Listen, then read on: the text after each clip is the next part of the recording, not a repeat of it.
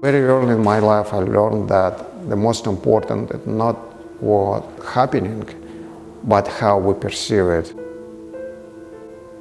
Since the beginning, when I started to do photography, the images was for me a way to tell a story about the thing that I was experienced personally, and also to try to share my emotions that I also experienced in such and such place of the city where I lived, in Leningrad, now St. Petersburg. Marcel Proust taught me that the only way to communicate and to share what I was feeling with others is the use of the metaphor. Once I understood this, everything became so clear to me that was keep going. First I was using collages or photomontages as the Dada movement did, superposition of several negatives.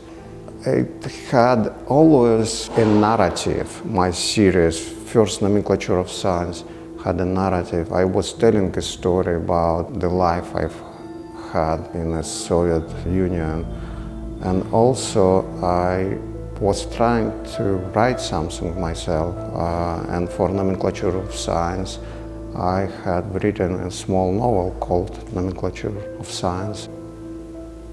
When I had a group of photographs from my series City of Shadows, I immediately started to think about how may I create a story from it that may play an independent role from the photographs themselves. I did it by finally developing this approach to the collapse of the Soviet Union, and I made this pretty important work that comprised about 45 to 60 photographs in a kind of the labyrinth that I made with transparent, semi-transparent paper with the lamps above each photograph.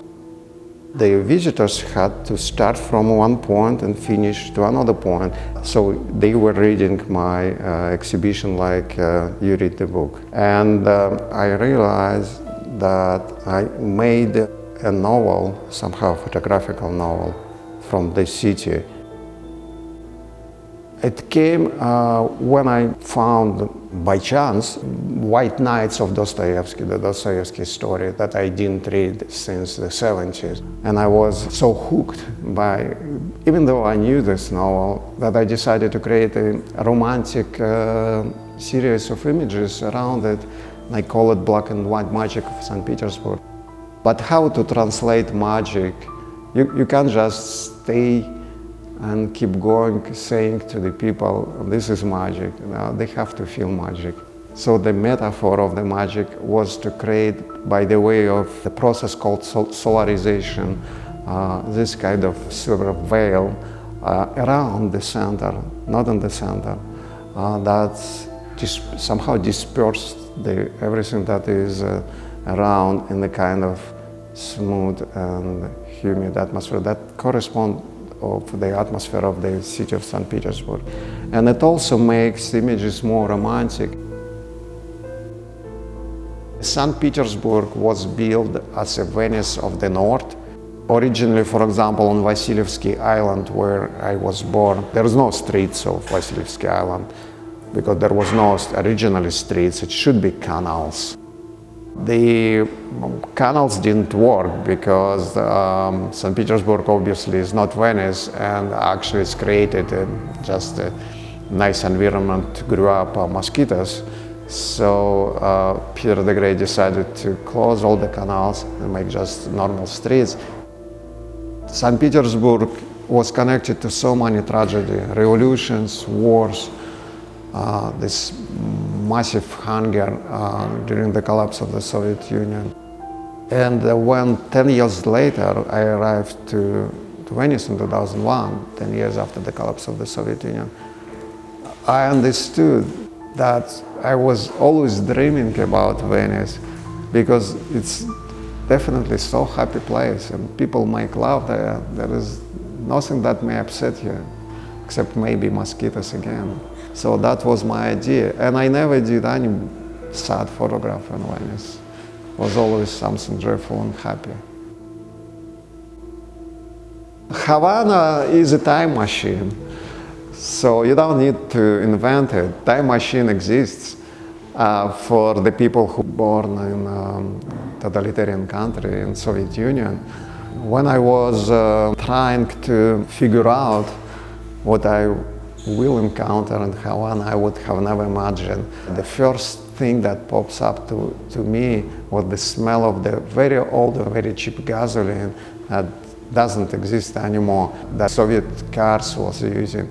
The smell of gasoline made me so happy, and it was coming from the Soviet car Moskvich that someone was trying to turn on, and it wasn't actually. So all these fumes of old gasoline was going up to the window of the bed and breakfast where I was staying.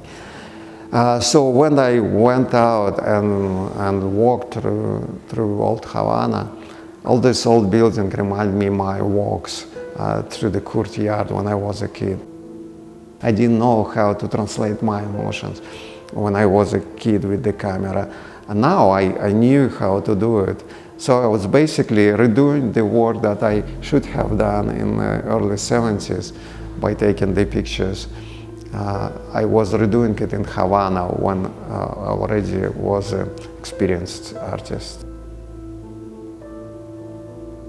Well, New York is a place where I live, and it took for me about 10 years to print the first New York image, because New York is not, of course, not another St. Petersburg like Venice.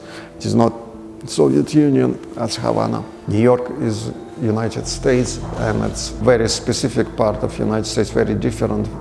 When I understood a little bit the soul of the city, I was trying to translate it through the images, creating it more dense, more colorful, introducing different dynamics, different colors also that I never used before. So to tell it, to translate it now in the interview into the words, it's quite different, because I have to be a poet to somehow literally show you what the difference is. I'm trying to do it more dense, as the city is more dense, trying to translate this atmosphere of canyons when you walk, the canyons that they call avenue. When you walk, you are very small and the buildings are very high. So I also use more and more architecture that dominate not just the background, small background when the people dominating the first plan, but making the architecture dominate the people in New York. So this is a huge difference. There is no life without mystery, otherwise life is boring. When you say mysterious, means that there is something hidden in the image, because everything is obvious, there is no mystery, right? Mysterious image means that image is complex, that there is a first level, the second level, and third level, and indefinite amounts of different levels that you have to read. And when you read the 32nd one, you forgot already the first one.